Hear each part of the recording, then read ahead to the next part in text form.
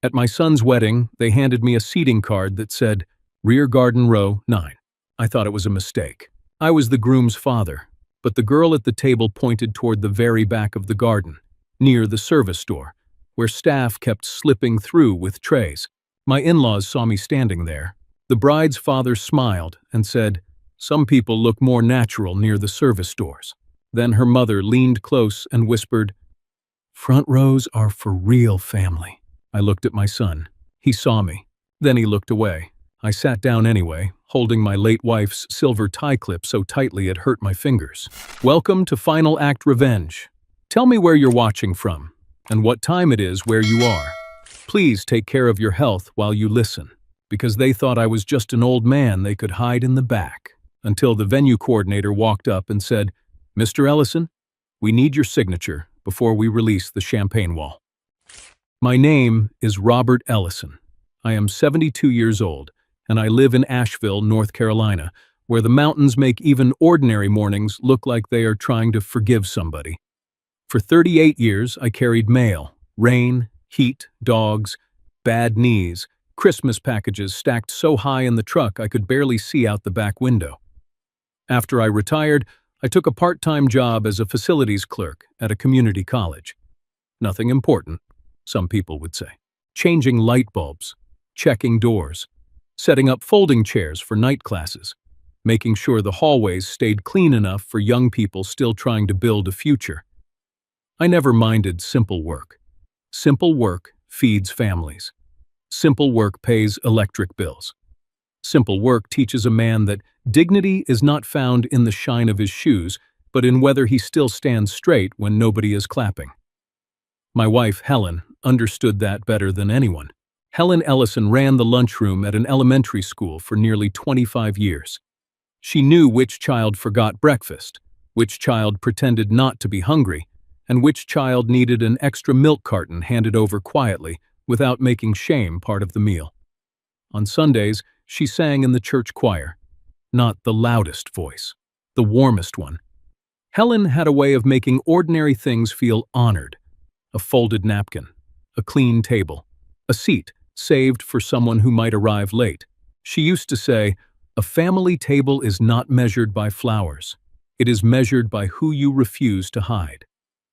I heard that sentence for years. I did not know how much I would need it at my son's wedding. Helen passed before she could see Adam get married. That was one of her last sadnesses. She never said it with bitterness, but I knew. She kept a little folder with wedding ideas for him. Nothing fancy. Church songs, simple flowers. A note that said, "Make sure Robert gets a good seat. He cries when he is proud." She was right about that. I still have the silver tie clip she gave me on our 30th anniversary. Small thing, not expensive, a little worn at the edge from my thumb rubbing it over the years. I wore it to Adam's wedding because I wanted Helen there somehow. Our son, Adam Ellison, was always brighter than the house he grew up in. He drew buildings on notebook paper when other boys drew cars. He knew the names of famous architects before he knew how to change a tire. Helen and I were proud of that. We wanted him to reach higher than we had, so we helped. Laptop for design school, application fees, gas money, a decent suit for his first internship. I walked extra holiday routes. Helen picked up summer kitchen shifts. We never called it sacrifice in front of him. Parents rarely do. We called it Tuesday. But somewhere along the way, Adam started seeing our life as something he had survived instead of something that had carried him. Not always. Not cruelly. That would be easier to explain. It came in small pauses. The way he said, "Dad used to carry mail," too quickly at dinners. The way he changed the subject when someone asked what Helen had done. The way he smiled tightly when I wore the same brown jacket to nice places. Then he met Brianna Calder. Brianna was polished. Her parents were polished, too. Preston and Celeste Calder spoke in words like presentation, guest experience, and family image. Adam wanted to belong in that world. I saw it. And because I loved him, I pretended not to. A few months before the wedding, Adam called me about the venue. His voice was careful. "Dad, I hate asking." I knew that tone. Blue Ridge Glasshouse and Gardens was beautiful, he said. Mountain views, glass walls, a garden ceremony. Brianna loved it, but the numbers had gotten bigger than expected. I did not ask him to beg. I did not make him say more than he could bear. I used savings. I cashed a small certificate early. I used part of the money Helen had left marked in her handwriting. For Adam's future. It was more money than I had ever spent on one day in my life. But I told myself Helen would have wanted our boy to stand somewhere beautiful when he made his vows. I kept the receipts in a brown envelope, not to show off, not to hold over anyone, just because old mailmen and facilities clerks believe paper matters. I thought I was helping my son stand proudly in front of his new family. I did not know my money would buy a room where I would be hidden from mine. The Calders did not insult people loudly. That would have been too honest. Preston Calder had built his whole life around polished manners. He was a commercial insurance broker, the kind of man who remembered which fork to use, but forgot that kindness was supposed to come before silverware. He shook hands with 2 fingers too many. He laughed softly at jokes before deciding whether the person telling them was important enough to deserve the laugh. And he had a way of looking at working people like he was checking for dust. Celeste Calder was worse because she smiled while doing it. She organized charity galas, garden luncheons, and fundraising dinners where people paid $500 a plate to talk about compassion under expensive lighting. Celeste understood seating charts the way generals understand battle maps. To her, a chair was never just a chair. It was rank. It was message. It was proof of who belonged where. When Adam first brought me to dinner with the Calders, Preston asked what I had done for a living. "I carried mail," I said. He nodded politely. "Reliable work." Reliable, not respectable, not honorable. Reliable, like a mailbox key. Celeste smiled and asked if I still worked. "Part-time at the community college," I told her. "Facilities." "Oh," she said, "that must keep you busy." People like Celeste could make 4 harmless words feel like a towel being placed over something they did not want guests to see. Brianna noticed some of it. I will give her that. She would touch Adam's arm when her mother sharpened a sentence too much. She would change the subject when Preston made comments about presentation, but she rarely corrected them. Brianna had grown up inside that language. To her, image was not cruelty. It was weather, something everyone was supposed to adjust to. During wedding planning, I saw Adam change in little ways. He called less. When he did call, he sounded busy before I had even said hello. He asked if my suit still fit. He said, "Dad, just keep it simple. The venue is pretty formal." I looked down at the old Navy suit Helen always liked. "Simple is usually what I can afford," I said. He laughed, but it came out thin. 1 week before the wedding, Adam asked if I really wanted to attend the rehearsal dinner. "Of course," I said. "Why wouldn't I?" "It might be a lot," he answered. "Brianna's parents invited some clients and club friends." I waited. He added, "I just don't want you uncomfortable." That was the first time I heard what he meant. Not that I might feel uncomfortable, that he might. I should have confronted him then. But fathers are talented at hearing warning bells and calling them wind chimes. So I said, "I'll be fine." He exhaled like I had solved a problem he was ashamed to name. My niece, Molly Ellison, saw more clearly than I did. Molly was 19, taking classes at the same community college where I worked part-time. Sharp girl, good heart. Very little patience for rich people pretending rudeness was tradition. She helped with wedding check-in because Brianna needed young, friendly faces at the welcome table. 2 days before the wedding, Molly stopped by my house with a paper cup of coffee and a look on her face I did not like. "Uncle Robert," she said, "did Adam say where you're sitting?" I was polishing my shoes at the kitchen table. "Near the front, I imagine." She looked down. "What?" "I saw the seating draft. I set the shoe brush down. And? You were in row 1 at first. At first? She swallowed. Then someone crossed it out. I tried to keep my voice calm. Maybe they had to balance the sides. Molly gave me a look Helen would have admired.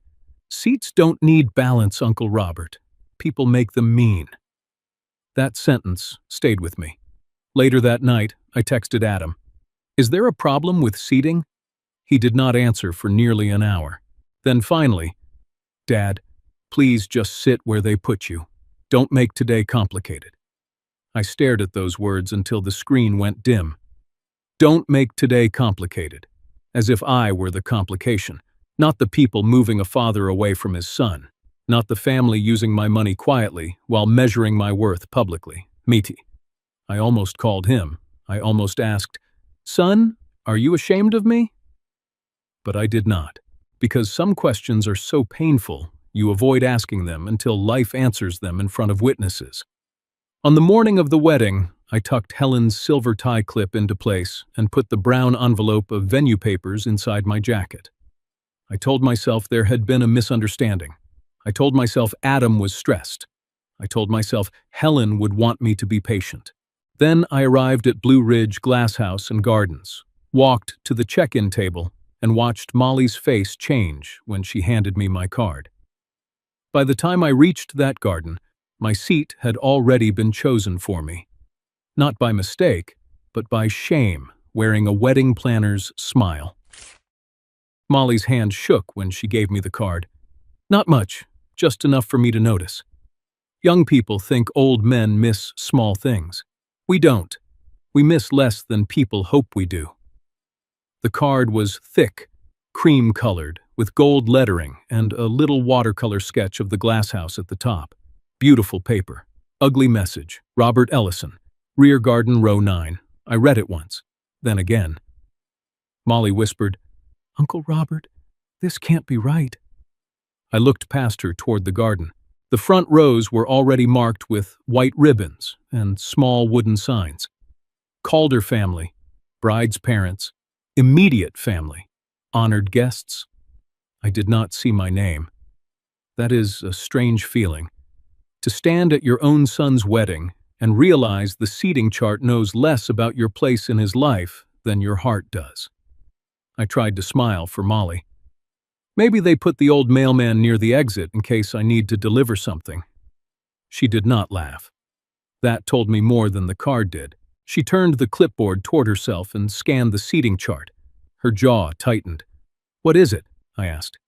She moved her thumb over one line. You were here. She pointed to the front section. Family row 1, groom's side. My name had been written there first, then crossed out, not lightly, not by mistake. A dark line ran through it, and beside it, in another handwriting, someone had written, row 9. Molly's eyes lifted to mine. You were moved. I looked toward Adam. He stood near the side of the aisle, adjusting his cufflinks while Brianna spoke with the photographer. For 1 second, he glanced over. He saw me holding the card. He saw Molly looking at him. Then he looked away. Not confused, not surprised. Away. That was the part that entered quietly and stayed. I could have walked over then. I could have asked him in front of everyone why his father had been moved from row 1 to the back of the garden, but Helen's tie clip rested against my shirt, and I heard her voice in my head. Not now, Robert. Not before vows. So I took the card and walked, past the front rows, past the flowers, past the people adjusting pearl earrings and straightening navy jackets. The garden was beautiful. That almost made it worse. White chairs lined beneath soft mountain light. The glass house caught the sky behind it. Every detail looked chosen, including my distance. Row 9 sat near a hedge beside the narrow path where catering staff moved between the service door and the reception hall. A young man carrying a tray of water glasses gave me an apologetic smile as I stepped aside to let him pass. My chair wobbled slightly on the grass. I sat down anyway. Then I heard Preston Calder behind me, not loud.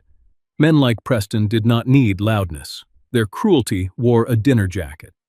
He was speaking to another man from his club, but his eyes rested on me. "Some people look more natural near the service doors," he said. The other man gave a small, uncomfortable laugh. I kept my face still. "That is a skill you learn carrying mail in bad weather.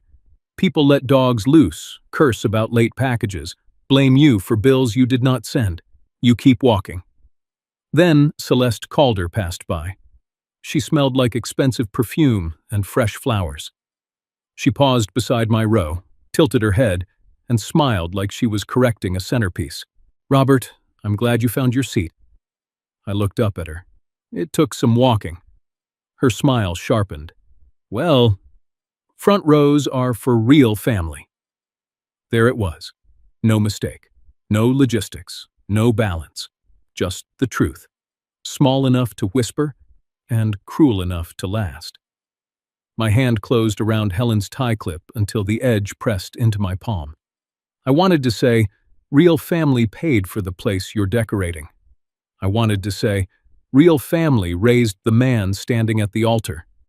But I said nothing, not because I was weak, because my son had not said his vows yet, and I refused to let Celeste Calder turn my pain into entertainment before the ceremony even began. Molly had heard her.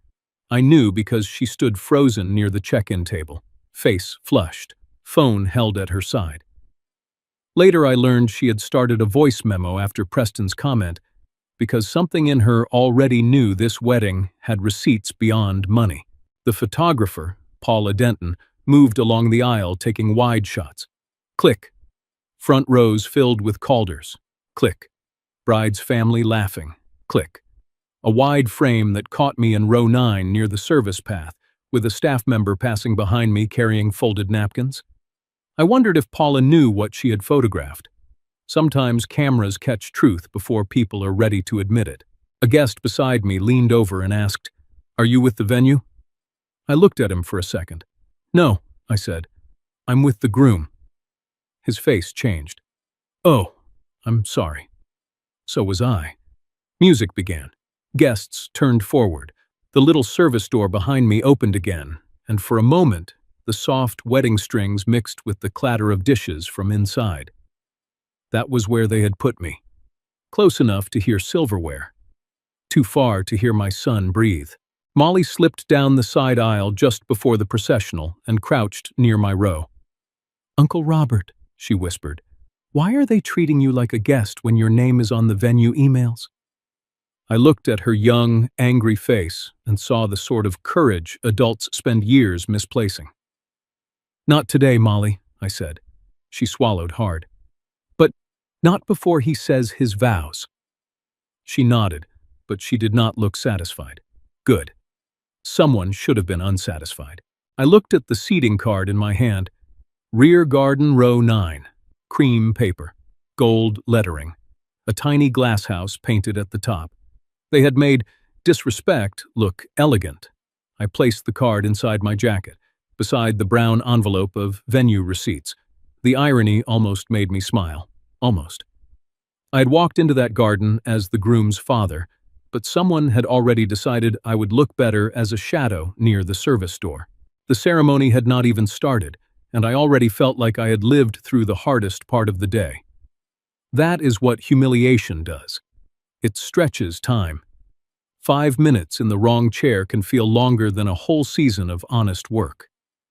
I sat in row 9, with Helen's tie clip pressed beneath my thumb, watching the front rows fill with people who had probably never once wondered whether they belonged in the picture. The bride's family settled in like the garden had been built around them. Preston shook hands. Celeste touched shoulders. Brianna smiled for Paula Denton's camera, and Adam stood near the altar trying not to look anywhere that might require courage. I told myself to breathe. Not for Preston. Not for Celeste. For my son. Whatever else was happening, Adam was about to make vows. And I had not paid for that place just to become the old man who turned a wedding ceremony into a fight before the bride reached the aisle. Helen would have said, "Wait until the music stops, Robert." So I waited. Then Dana Whitlock came walking down the side path, I had met Dana twice before the wedding. She was the event director at Blue Ridge Glass House and Gardens, and she ran a wedding day the way some people run emergency rooms. Calm voice, sharp eyes, no wasted movement. She checked the floral arch, spoke to the photographer, adjusted a staff timeline. Then she saw me. Her eyes flicked from my face to the seating section behind me. Row 9, service door, catering path. For half a second, her professional expression faltered. Not much, but enough. She knew. Or at least, she knew this was wrong. Dana came closer and lowered her voice. "Mr. Ellison, I'm sorry to bother you before the ceremony." I sat a little straighter. "Yes, ma'am? After the ceremony, I'll need your authorization on the champagne wall release and late-night bar extension." I looked at her. "Mine?" "Yes, sir." She glanced at the guests nearby, then kept her tone very even. "You're the authorized payer on the venue file." A small quiet opened around us. Not wide, just wide enough for Celeste Calder to hear from 3 rows up. Her head turned. Preston's did too. I saw both of them process the same sentence. Authorized payer. Venue file. Me. Dana continued, still professional. "There are a few premium editions pending final release. We can wait until after the vows, of course." "After the ceremony," I said. She nodded. "Thank you, sir." And just like that, she walked away. But the sentence stayed behind. Celeste rose from her front row chair, as if she were simply checking a floral detail. She drifted toward me with that smile she used when insulting someone would have been too obvious. "Robert," she said softly, "there must be some confusion." I looked up at her. "About my chair or my signature?" Her smile tightened. "The Calder family has been handling the guest experience. Then I'm sure you'll enjoy handling the bill for it." For the first time that day, Celeste had no immediate answer. That pleased me more than it should have. Preston stepped in quickly, smooth as polished stone. "Robert, today is not the time for accounting." I looked at his tailored suit, then at the service door behind my chair. "Funny," I said. "It was the time for seating." His face changed, only a little. Men like Preston do not like being answered in public. They prefer people to know their place before conversation begins. But the music shifted then. The ceremony was starting. Everyone had to return to their seats. Celeste leaned in, voice low. "Let's not embarrass Adam." I looked toward my son. He was standing beneath the floral arch, hands folded in front of him, jaw tight. I said, "I'm not the one who should worry about that." She went back to the front row. I stayed in the back. That was the choice I made. Not because I had forgiven anything. Because vows should not have to dodge old wounds on their way to being spoken. Before I tell you what was inside that venue folder, let me ask you something. If your child let you sit in the last row at their wedding while you quietly paid for the place they were standing in, would you stay silent to protect the day? Or would you let the truth walk into the reception? Tell me honestly what you would have done, because sitting there, I still loved my son. That was the part that made it hard. Anger is simple when love is gone. When love remains, anger has to walk carefully. The processional began. People stood. I stood too, a little slower than most, one hand on the back of the wobbly chair in front of me. Brianna came down the aisle looking beautiful. I will not deny that. She looked nervous and happy and young in the way people look before life teaches them that beauty cannot protect a home from cowardice. I watched Adam's face when he saw her. For one moment, I saw the little boy who used to draw houses on notebook paper at our kitchen table. My chest softened. Then his eyes moved past her shoulder and found me in row 9. He saw me. He saw where I was. He saw the staff passing behind me. And still, he looked away. That hurt more than Celeste, more than Preston, more than the seating card. A stranger can insult you and remain a stranger. But when your own child agrees with the insult by staying silent, something inside you goes very still. The vows began. I could not hear every word. The fountain near the service path kept splashing. A cart rolled somewhere behind the hedge. Glass clinked inside the service corridor. I caught pieces. Love, forever, family, promise. Those words floated back to me in fragments, like they had traveled too far. I held Helen's tie clip so tightly the metal warmed in my palm. She should have been there, not just in my hand, there, beside me. And if she had been, she would have reached for my arm and whispered, "We'll handle this after the music stops." So I waited until the music stopped. When the guests rose and cheered, I stood with them. When Adam kissed Brianna, I clapped. Not loudly, but honestly, because he was still my son, and because my anger had not yet killed my pride. As people began moving toward the cocktail area, my phone buzzed. A message from Dana Whitlock. "Mr. Ellison, after ceremony, please come to the venue office. Add-on balance requires your approval before reception release." I read it twice. Your approval. Then I looked toward the reception hall, where staff were polishing glass shelves for the champagne wall Celeste had been bragging about. The people who hid me in the back still needed my name to make their celebrations sparkle. The cocktail hour looked beautiful from a distance. That is the trick with weddings. From 10 feet away, everything can look like love. White flowers, mountain air, glasses catching sunlight, people laughing with their hands resting lightly on each other's shoulders, like every family in the room had always known how to belong. But when you stand close enough, you hear the little lies underneath the music. I walked slowly toward the reception lawn, the brown envelope still inside my jacket, and the seating card tucked beside it. Rear garden row 9. I did not need to look at it again. Some insults keep reading themselves aloud inside your chest.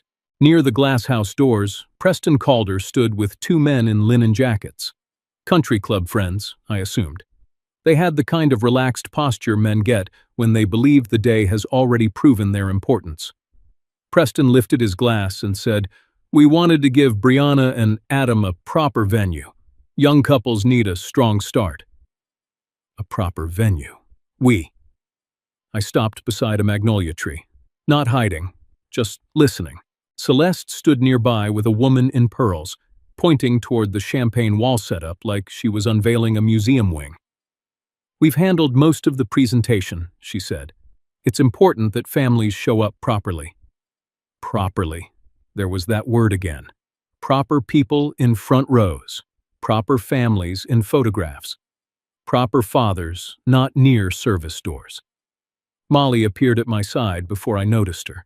Her face was red, and when Molly Ellison got red, somebody was usually about to receive the truth, whether they had ordered it or not. "Uncle Robert," she whispered, "did you hear that?" I heard. They're acting like they paid for everything. I looked at Preston smiling under the glasshouse lights. Acting is easier when the audience wants to believe you. Molly's hand tightened around her phone. "I have the seating note." "What seating note?" She glanced around, then showed me a photo she had taken of the clipboard from the check-in table. There it was, in neat handwriting near the bottom of the page. "Keep groom's father screet denienmate for the photo balance." I read it once. Then I looked toward the garden where my chair still sat near the service path. Photo balance. That was what my place in my son's life had been reduced to. A visual problem. A shape to move out of frame. Before I could answer, Evan Price came toward us. Evan was Adam's best man, a draftsman who had known my son since college. Good kid, nervous eyes, the kind of man who tells the truth slowly because he hates hurting people with it. "Mr. Ellison," he said, "I thought you were supposed to be up front." I studied him. Did Adam know I wasn't? Evan looked toward the reception lawn. That was answer enough. "Evan," he sighed. He knew there was pressure from Brianna's parents. Pressure? That's the word he used. And what word would you use? Evan swallowed. Shame. Molly looked away, furious. I nodded once. I was not surprised. That bothered me. Pain is one thing, Recognition is another. Recognition means some part of you already knew and was waiting for the proof. Brianna passed by then, holding her bouquet lower now, her smile smaller after the ceremony. She saw us standing together and slowed. "Mr. Ellison," she said carefully, "I hope everything is all right." I almost said yes. Old habit. Make people comfortable, keep the day smooth, protect the young from the ugliness adults built around them. But Helen's tie clip pressed against my shirt. "No," I said, "everything is not all right." Brianna's face tightened. "I'm sorry if the seating felt awkward. Mom was trying to keep the photos balanced." Molly made a sound under her breath. I looked at Brianna. Balanced for whom? She opened her mouth, closed it. For a second, I saw that she had never really asked herself that question. In her world, balance meant pretty pictures, even spacing, matching colors, clean family lines. In mine, balance meant a father should not need binoculars to see his son become a husband. Brianna looked down at her bouquet. "I didn't know it would feel like that." "No," I said quietly. "You knew it would look like that. That was the point." She flinched. Good. Not because I wanted to hurt her, because truth should touch people before it changes them. A few steps away, photographer Paula Denton was reviewing shots on her camera. She looked up and saw me watching her screen. "Mr. Ellison?" she asked. "Did you get many ceremony-wide shots?" "I did." She hesitated, then turned the screen slightly. There it was. The garden. The front rows filled with Calders. The floral arch. Adam and Brianna beneath it. And me, in row 9, near the service path, with a staff member passing behind my chair carrying folded napkins. A picture tells the truth without clearing its throat.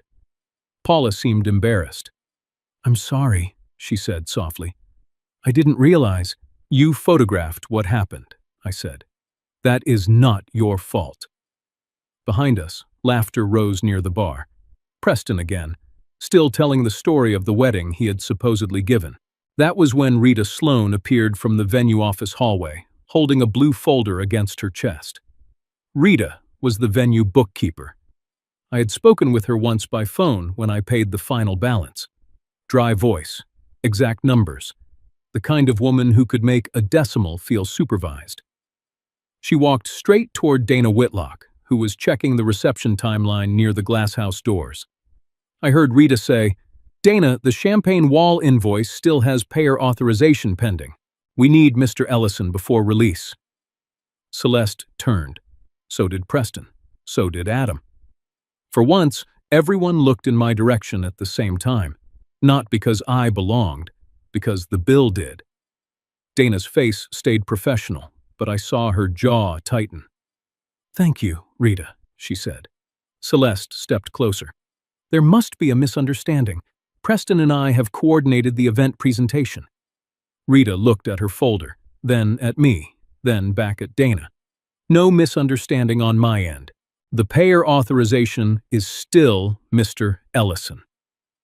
That sentence entered the cocktail hour like a glass dropped on stone. Not loud enough for every guest, loud enough for the right people. Adam walked toward us slowly.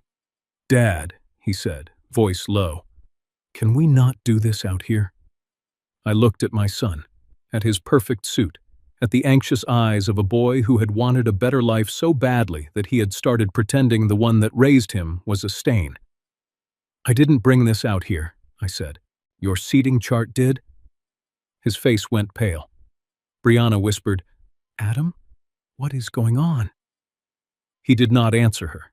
That told me she did not know everything.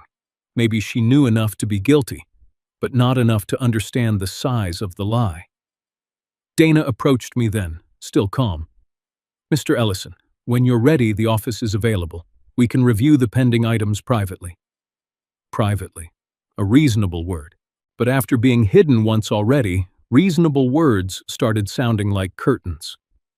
I looked at the blue folder in Rita's hands, then at the champagne wall shelves waiting near the reception entrance, then at the front row reserved signs still visible across the garden, fluttering slightly in the mountain breeze. By the time Rita Sloane said my name in front of Celeste Calder, the lie had stopped being a seating chart and started becoming an invoice. Dana led us into the venue office through a side hallway behind the glass house. The room was small, a desk, a printer, a corkboard covered with timelines, a vase of white roses that looked tired from being beautiful all morning. Outside, I could hear cocktail hour continuing without us. Glasses clinking, guests laughing, music drifting through the walls like the wedding still believed it was innocent. Inside that office, the air felt different. Paper has a way of changing a room. Dana stood by the desk with her clipboard pressed to her chest. Rita Sloane sat at the computer, the blue venue folder open beside her. Adam came in first after me, then Brianna, then Preston and Celeste Calder, both looking offended that reality had requested a meeting. Molly stayed near the doorway until Dana gently said, "She can stay if Mr. Ellison wants her to." I looked at Molly. "She stays." Preston made a small sound in his throat. I ignored it. Dana kept her voice even. "Mr. Ellison, I want to confirm what you want released before the reception moves into the next phase." Celeste cut in. "Dana, surely this can wait. The guests are expecting the champagne wall." Rita looked up from her ledger. "The champagne wall cannot be released without payer authorization." Celeste's smile tightened. "As I said, Preston and I have coordinated the guest experience." Dana did not blink. Coordination and payment authorization are not the same thing. That sentence was so dry Helen would have loved it. Rita turned the monitor slightly. "Here is the venue file." I did not need to look. I knew what was there. But Adam did. Brianna did. And the Calders certainly did. Rita read it aloud with the calm cruelty of numbers. Venue deposit, $18,000. Paid by Robert Ellison. The room went quiet. Not silent. Quiet. The kind where people are still breathing, but carefully. Rita continued. Final venue balance, $24,500. Paid by Robert Ellison. Brianna looked at Adam. He did not look back. Garden ceremony fee, $6,800. Paid by Robert Ellison. Rita paused. Core venue total paid by Mr. Ellison, $49,300. There it was. The number I had carried quietly for months. Not to impress anyone, not to buy power, just to give my son a beautiful place to make a promise. Brianna whispered, "Adam, your father paid that?" Adam's mouth opened, then closed. I had seen him do that as a child when he broke something and hoped silence might repair it. It never did. "Yes," he said, finally. Brianna looked genuinely stunned. That mattered. Not enough to erase what happened, but enough to tell me she had not known the full weight of the lie. Preston recovered first. Men like Preston always reach for tone when facts get uncomfortable. "Well, Robert, it was generous of you to contribute." "Contribute?" Molly said from the doorway. Her voice was sharp enough to cut ribbon. Preston looked at her as if furniture had spoken. Rita, still looking at the screen, said, "The core venue record lists Mr. Ellison as authorized payer." Dana added, "The ceremony and contracted reception package are settled. The pending items are optional enhancements. They require Mr. Ellison's authorization or alternate payment before release." Celeste folded her hands. "What pending items?" Dana read from her clipboard. "Champagne wall release, late-night premium bar extension, floral arch upgrade balance, Mountain View photo hour, guest lounge extension." Rita added, "And the highlight reel package, if still requested." I watched Celeste's face. For the first time all day, her smile had nowhere to sit. Adam rubbed his forehead. "Dad, I can explain." I turned to him. "Did you know I was payer on file?" He swallowed. "Yes. Did you know where they seated me?" He looked down. That was louder than a confession. I nodded slowly. "You knew both things." "Dad, I didn't want a scene." I looked at my son in his wedding suit, standing inside a room my money had helped open, afraid of embarrassment, but apparently not afraid of shame. "You chose a scene," I said. "You just chose it quietly." He flinched. "Good. Some words should land." Celeste stepped forward. "Robert, with respect, seating is extremely complicated at weddings. There are family dynamics, photography needs, guest balance." I reached into my jacket. Then I pulled out the seating card. "Rear garden, row 9. I placed it on Dana's desk. "This is not complicated."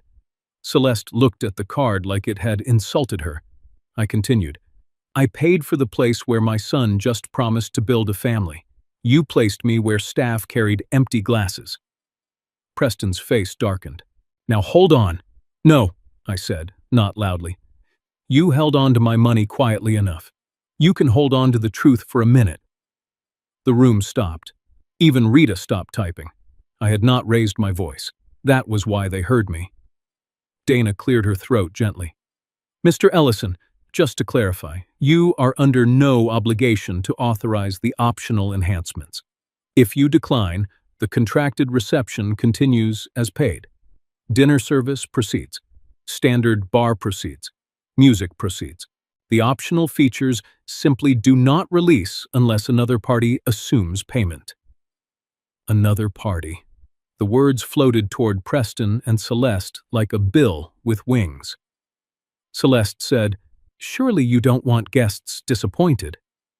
I looked at her. "Celeste, you did not seem worried about disappointment when you moved the groom's father to row 9. Brianna whispered, "Mom, you moved him?" Celeste said too quickly, "It was a seating decision."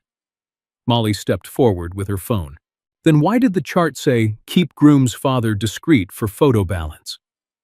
Brianna's face changed. Adam closed his eyes. Preston turned toward Celeste, not angry at the cruelty, angry that the cruelty had documentation. That told me everything I needed to know about him. Dana's expression stayed professional, but her jaw tightened again. "Mrs. Calder, that note was not entered by venue staff." Celeste looked away. For 1 second, I thought about Helen. I imagined her standing there in her church shoes, arms folded, not saying much.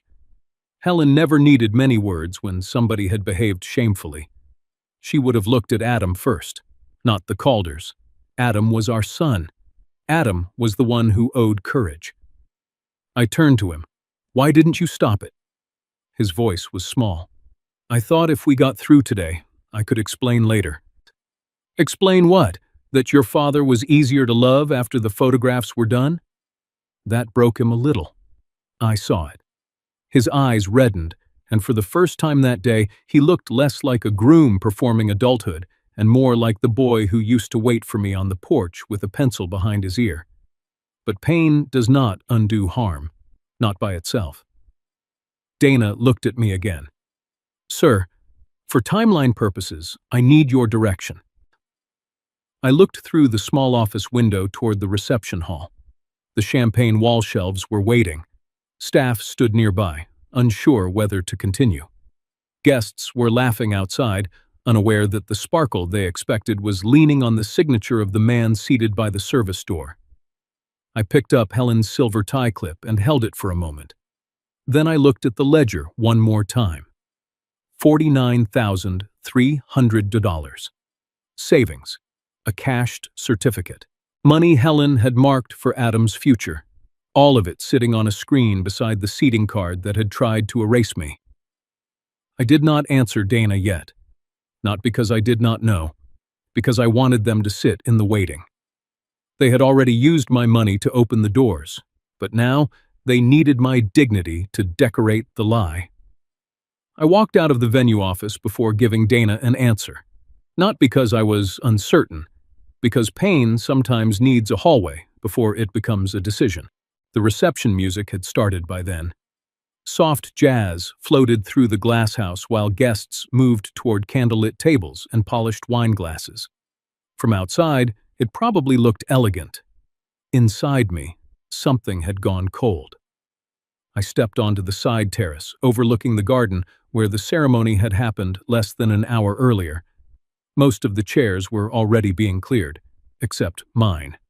Row 9, still near the hedge, still beside the narrow path where the catering staff walked in and out carrying trays. A young worker pushed a cart of empty champagne flutes past the exact spot where I had sat during my son's vows. That image settled into me harder than Preston's insults ever could. I walked down slowly and stood beside the chair. The grass beneath it was pressed flat now, a small thing. But grief often enters through small things. The fountain still splashed nearby. During the ceremony, that sound had swallowed half the vows. Every time the water hit stone, it blurred another sentence I should have heard clearly as the groom's father. I remembered leaning forward in row 9, trying to catch Adam's words. Love, promise, forever, pieces, only pieces. And behind me, the service door had kept opening and closing, while staff carried folded napkins, ice buckets, silver trays. That was where they put me. Not close enough to hear my son breathe before he became a husband. Close enough to hear dishes. I sat down again in the same chair. For a second, I imagined Helen beside me. Blue church dress, warm hands. The little smile she used when she saw through people immediately, but chose grace first anyway. If Helen had lived to see this wedding, she would not have screamed at anyone. That was never her way. She would have walked directly to row 9, sat beside me in front of every guest, and forced the whole garden to understand exactly who had failed. Not us. Them. I pulled the silver tie clip from my pocket and rolled it between my fingers. 30 years married. One tiny piece of silver. That clip had survived mortgage scares, hospital bills, broken transmissions, Christmases where Helen and I quietly bought each other smaller gifts so Adam could have larger ones. And somehow it had ended up in the back row of a wedding we paid for. That nearly broke me. Not the money, not even the humiliation. The realization that my son had watched it happen and decided silence was easier than loyalty. Molly found me there a few minutes later. She carried her heel in one hand now, barefoot in the grass, anger still burning behind her eyes. "Uncle Robert," she said softly. I looked over. She held out her phone. "Paula sent me one of the ceremony shots." I already knew which one. Still, I took the phone. The photograph was beautiful. That was the cruel part. Golden light through the glasshouse. The floral arch glowing behind Adam and Brianna. Front rows full of smiling Calders. And me, far back near the hedge, with a catering server walking behind my chair carrying folded white linens. I stared at the image for a long time. Then I handed the phone back. "I paid for the place where my son promised to build a family," I said quietly. And I was sitting where the servers passed behind the hedge. Molly's eyes filled immediately. "You didn't deserve that." "No," I answered. "But it happened anyway." That is adulthood. Eventually you learn deserving something and receiving it are unrelated events. She sat beside me in the empty row. "I heard Brianna arguing with her mother," she said. "She didn't know about the money." "That doesn't erase the seat." "I know." A breeze moved through the garden, lifting the white ribbons still tied to the front row chairs. Reserved, important, immediate family. Funny how paper signs can decide who becomes visible. Molly looked at me carefully. "Are you going to approve the champagne wall?" I did not answer immediately. Instead, I looked toward the reception hall. Through the glass, I could see guests gathering around cocktail tables while staff waited near the unopened display shelves. Everyone was still expecting sparkle. Nobody knew the sparkle was waiting on the signature of the man hidden near the service path. My phone buzzed again. Another message from Dana Whitlock. Mrs. Calder requested authorization be handled discreetly, so reception timing is not disturbed. Discreetly. That word hit harder than I expected. They had hidden me discreetly, used my money discreetly, moved me to row 9 discreetly. And now they wanted my signature discreetly too. I laughed once under my breath. Not because anything was funny, because sometimes pain reaches a point where it stops sounding like sadness and starts sounding tired. Molly looked at me. What? I slipped the phone back into my pocket. They still think the problem is visibility, I said. She frowned. What do you mean? They believe humiliation only matters if other people see it. I looked down at the chair again, at the flattened grass, at the path where staff still moved behind us, carrying trays for a reception my savings had helped build. Then, I thought about Adam, standing under the floral arch earlier. The moment our eyes met, the moment he looked away. That was the true seat they had given me. Not row 9, not the service path. Distance. A father standing just far enough away to make the photographs cleaner. I closed my hand around Helen's tie clip. For the first time all day, the anger inside me stopped shaking. It became calm. That frightened me a little, because calm anger makes decisions, loud anger never can. Molly touched my arm gently. Uncle Robert, what are you going to do?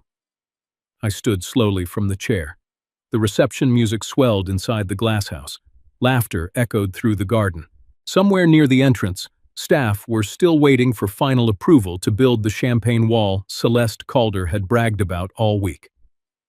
I looked toward the glowing reception hall, then at the service path behind me, then at the empty row 9 chair sitting alone in the grass like evidence nobody had cleaned up yet. Not discreetly anymore, I said. I walked back into the glass house through the main entrance this time. Not the side hallway, not the service path. The front. People noticed. Funny how quickly a room senses tension when money and embarrassment finally meet in public. The reception hall glowed gold beneath hanging lights. White roses climbed the centerpieces. Crystal glasses reflected candlelight across the tables. Near the dance floor stood the unfinished champagne wall Celeste Calder had spoken about all week, like it was royalty arriving by carriage. But staff were no longer assembling it. They were waiting for me. I saw guests glance from the unopened shelves to Dana Whitlock standing near the bar with her clipboard, then toward me. Whispers move fast at weddings, especially rich weddings. Especially when the man near the service door suddenly becomes important. Adam intercepted me halfway across the room. Dad, he said quietly, please. I stopped. His face looked pale now. The confidence from earlier had drained away, leaving behind exhaustion and fear. Please, what? Can we just get through tonight? I looked around the room, people laughing, servers moving, music floating softly beneath conversation.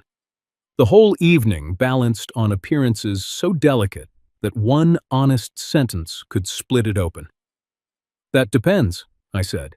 Do you want to get through tonight honestly or comfortably? He closed his eyes briefly. Dad, I made mistakes. Mistakes are forgetting candles.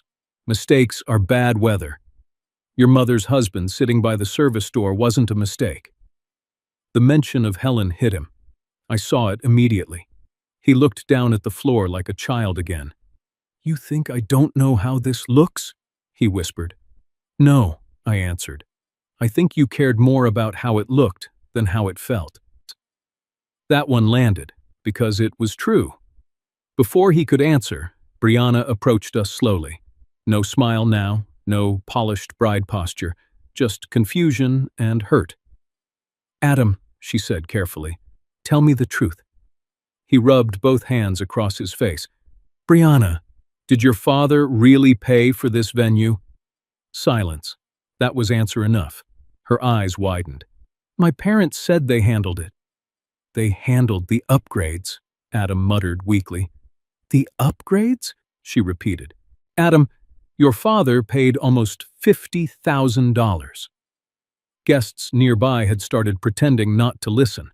Pretending badly.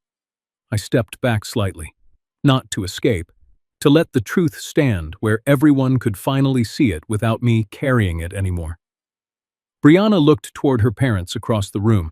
Preston stood stiff near the bar, while Celeste whispered furiously to Dana Whitlock beside the unopened champagne wall. Then Brianna asked the question that mattered. Did you know they moved him? Adam did not answer quickly enough. Her face changed. Not dramatic. Worse. Disappointed. I asked you that this morning, she said quietly. You told me it was venue logistics. It got complicated. No, she replied. It got cowardly. That surprised me. Not because she defended me, because she finally stopped protecting the language her family used. Cowardly. That was the correct word. Nearby, Molly Ellison stood beside Paula Denton reviewing ceremony photos on the camera screen. I saw one image enlarged now, the wide garden shot with me isolated in row 9 while staff passed behind me carrying silver trays. Evidence, not opinion, not memory. Evidence. Dana finally approached, professional as ever, though I could see exhaustion creeping into her expression. Mr. Ellison, she said carefully, the kitchen needs final direction within the next 15 minutes regarding the premium reception additions. Celeste appeared immediately beside her. Robert, she said with a strained smile, surely we can settle this privately. I looked at her.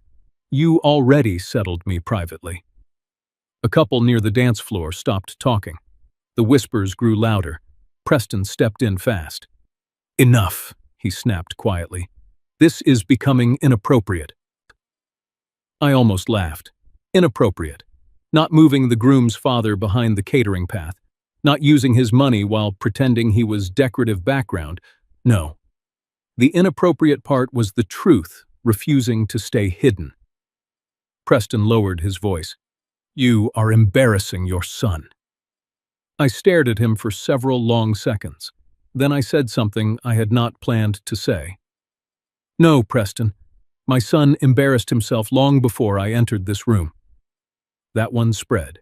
You could feel it move through nearby tables like wind crossing water. Adam's shoulders dropped. Brianna stepped away from him slightly. Celeste looked furious now, but beneath the anger I saw something else for the first time. Fear. Because image-driven people can survive almost anything except public exposure. Dana glanced toward the unopened champagne display. Sir, she asked again carefully, do you wish to authorize the enhancements? I looked toward the shelves. Glass towers. Imported champagne, flower installations, custom lighting, thousands of dollars in things designed to make guests say wow for 10 seconds before forgetting them forever. Then I looked around the room again, at the front tables reserved for real family, at the people who had smiled while I sat in row 9, at my son standing there unable to meet my eyes fully. And suddenly, another realization hit me. This wedding had never actually been about celebration. It was about presentation. The Calders wanted the image of success. Mountain venue, glass house reception, champagne wall, premium lounge, elegant photos. And somewhere beneath all of it, hidden carefully near the service door, the working-class father who made it possible. That was the real arrangement. Not family, brand management. Molly approached, then holding her phone tightly. Uncle Robert, she whispered, you should see this. She showed me a message thread she had accidentally received earlier from a bridesmaid group chat. One message from Celeste Calder read, Make sure Robert stays toward the back during photos. We cannot have the wedding aesthetic looking uneven. That word almost stunned me more than row 9 itself. Not inappropriate, not disruptive, uneven. As if I were a stain on expensive fabric. Molly's voice shook with anger. She talked about you like furniture. I handed the phone back slowly. No anger now. That was gone. Only clarity remained. I looked at Adam one final time. Did you know she said things like this? He hesitated. That hesitation answered everything. Brianna stepped backward from both him and her parents now, eyes wet. Oh my God, she whispered. Nobody spoke for several seconds. The music continued softly overhead.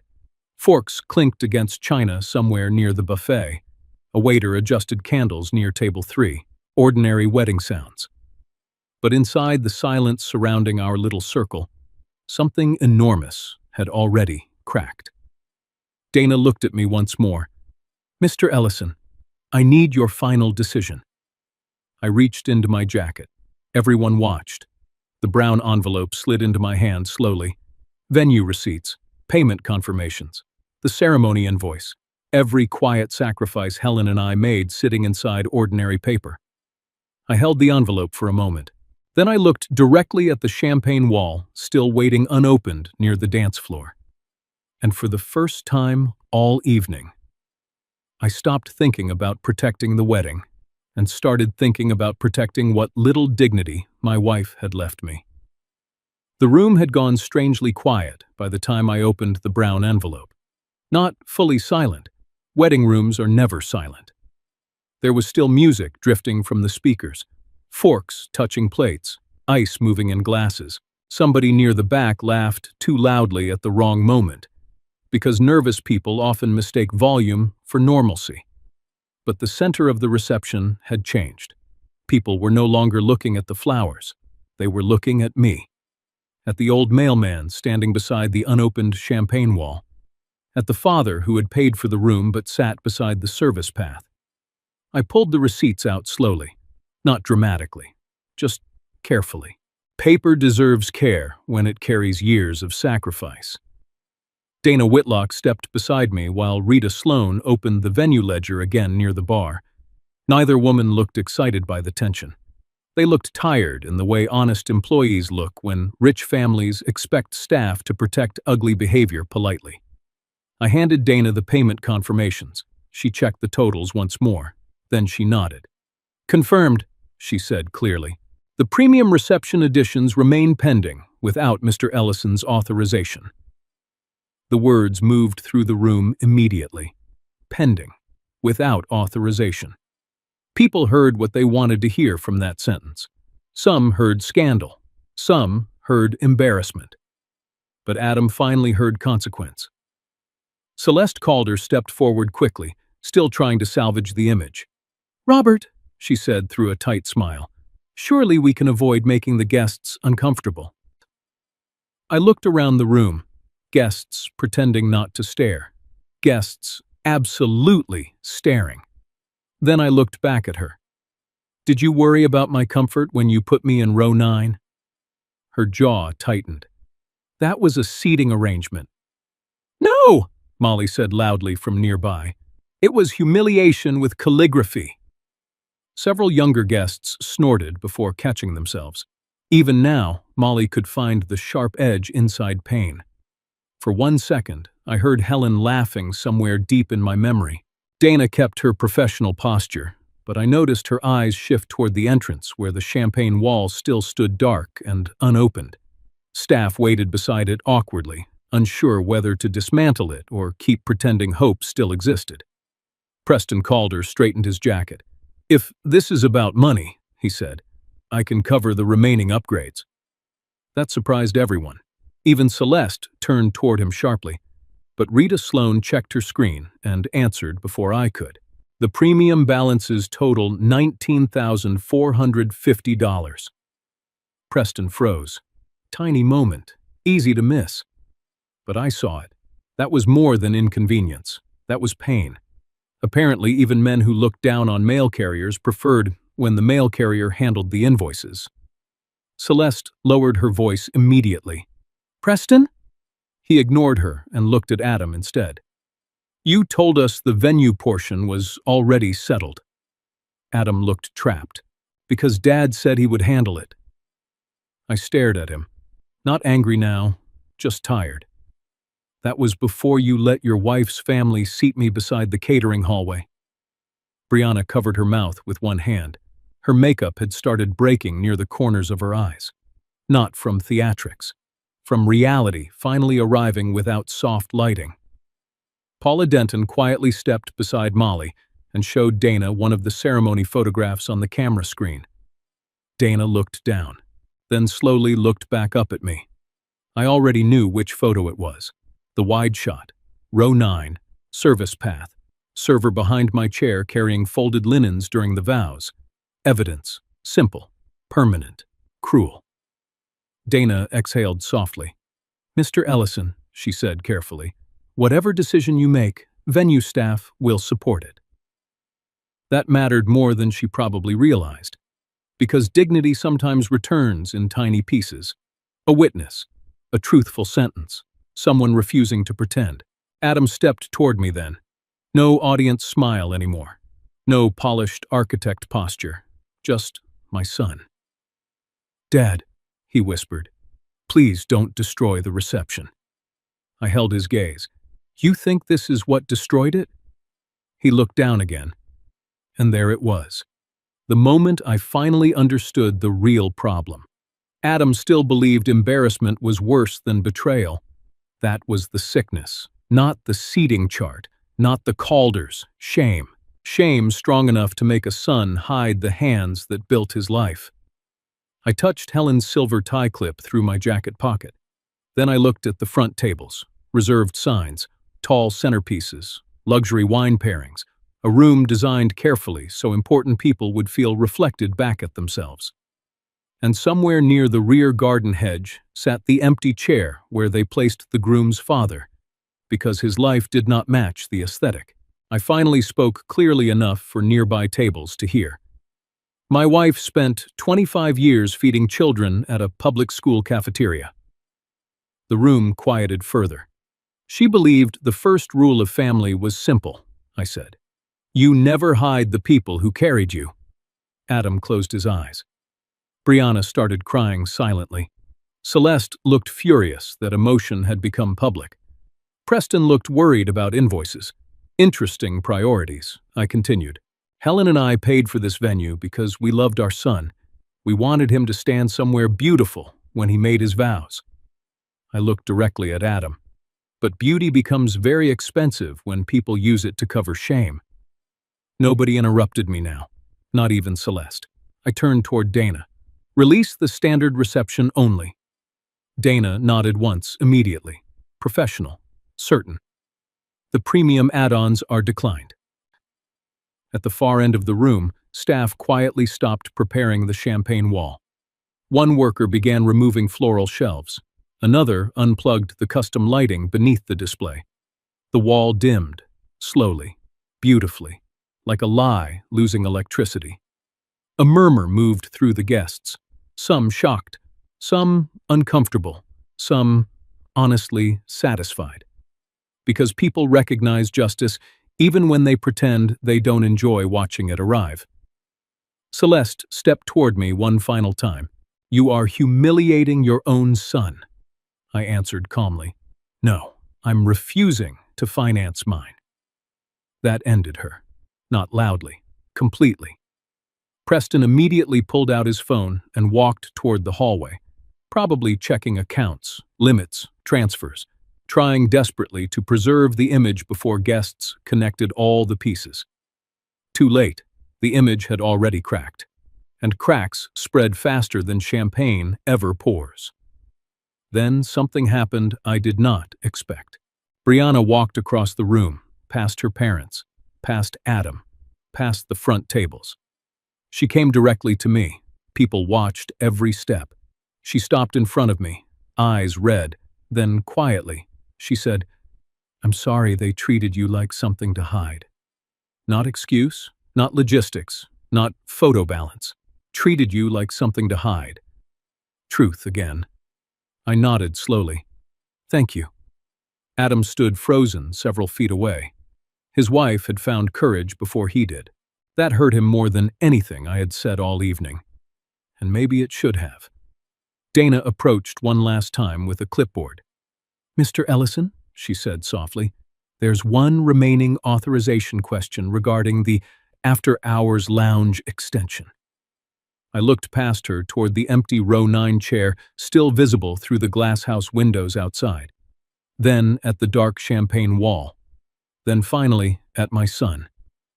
For the first time all night, Adam looked less afraid of embarrassment, and more afraid of becoming the kind of man who deserved it. The wedding ended without the champagne wall, without the luxury lounge extension, without the sparkling guest experience Celeste Calder had spent months describing, like it mattered more than the people sitting inside it. And you know what? The marriage still happened. The vows still counted.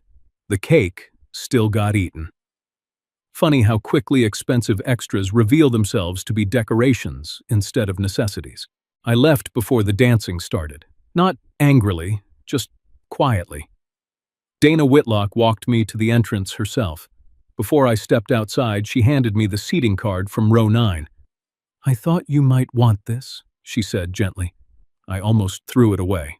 Instead, I placed it back inside the brown envelope beside the receipts.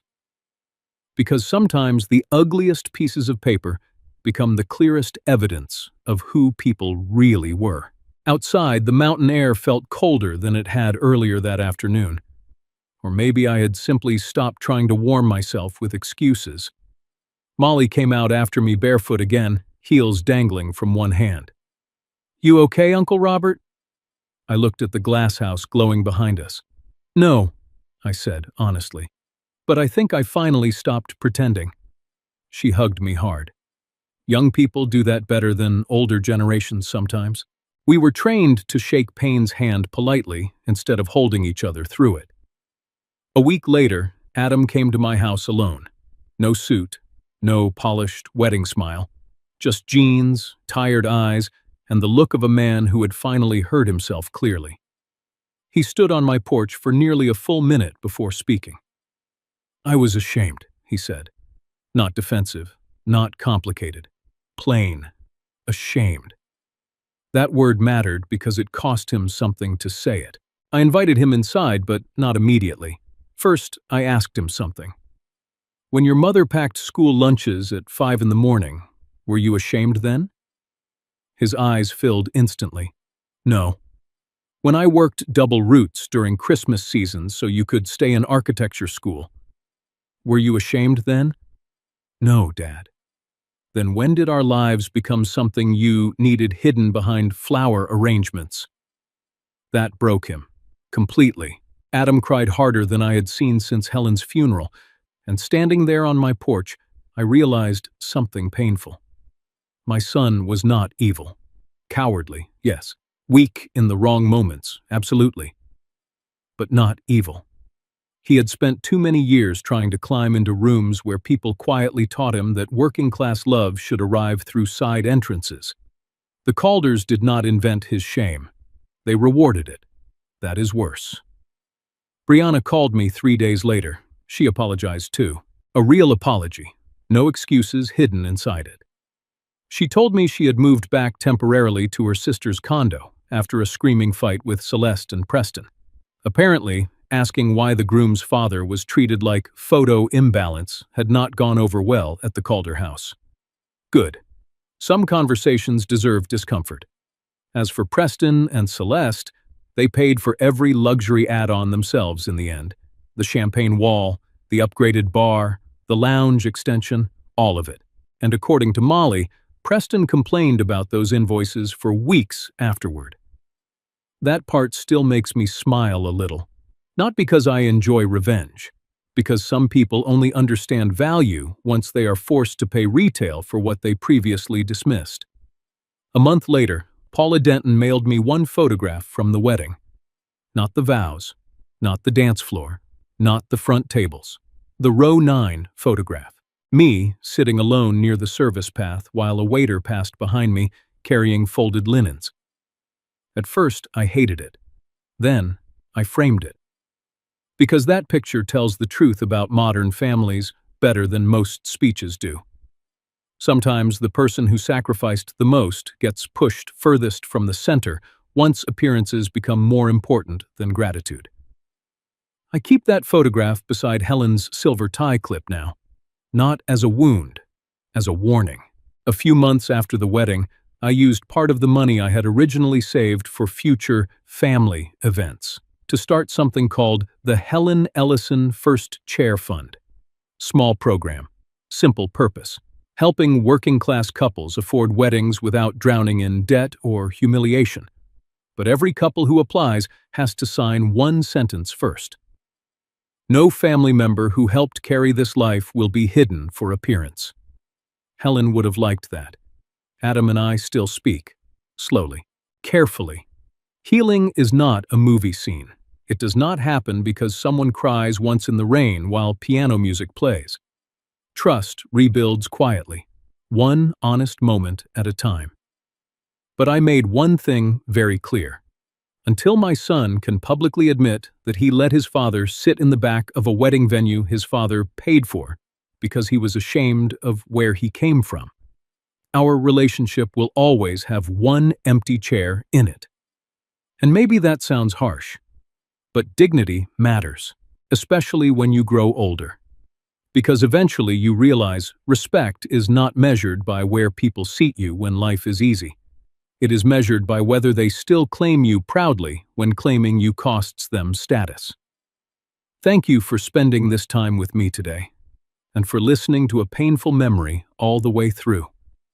Please tell me in the comments where you're watching from and what time it is where you are right now. I always like seeing how far these stories travel. And if this story moved you even a little, please consider subscribing to Final Act Revenge. Another story is waiting for you on your screen right now, and YouTube seems to believe you'll enjoy that one too.